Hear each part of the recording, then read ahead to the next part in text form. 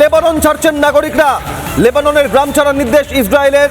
লেবাননের প্রধানমন্ত্রী নওয়াব সালাম ইতিমধ্যেই বার্তা দিয়েছেন, এই পরিস্থিতি নিয়ে উদ্বেগ প্রকাশ করেছেন। ইসরায়েলের বিরুদ্ধে যুদ্ধ ঘোষণা করেছে হিজবুল্লাহ, তারপরেই বেইরুটে পরপর হামলা ইসরায়েলের। আর এই অবস্থায় লেবানন ছাড়ছেন নাগরিকরা। লেবানন ছাড়ছেন দেশের নাগরিকরা। ইতিমধ্যেই ইসরায়েলের বিরুদ্ধে হিজবুল্লাহ যুদ্ধ ঘোষণার পর বেইরুট লেবাননের রাজধানী শহর, সেখানে ইসরায়েলি সেনার হামলা। আর লেবানন ছাড়ছেন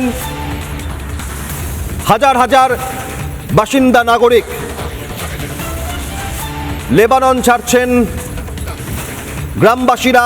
ইতিমধ্যেই যে খবর, প্রায় 59 লক্ষ মানুষ লেবাননে বসবাস করেন। 59 লক্ষ মানুষ লেবানন থেকে ইতিমধ্যেই গ্রামবাসীরা তারা ছাড়ছেন। তার কারণ, ইরানের পাশে যখন হিজবুল্লাহ দাঁড়িয়েছে, ইসরায়েলের বিরুদ্ধে যুদ্ধ ঘোষণা করেছে হিজবুল্লাহ, সেই অবস্থায় লেবাননের 53টি গ্রাম খালি করার নির্দেশ দিয়েছে ইসরায়েল।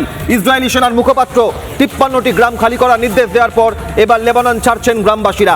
লেবাননের গ্রাম ছাড়ার নির্দেশ দেওয়ার পর ইসরায়েলি সেনার তরফ থেকে মুখপাত্র বলার পর ইসরায়েলের বিরুদ্ধে যুদ্ধ ঘোষণা হিজবুল্লাহর। আর এই পরিস্থিতিতে লেবাননের মানুষ লেবানন ছাড়ছেন, বিভিন্ন জায়গায় নিরাপদ আশ্রয়ে খুঁজছেন।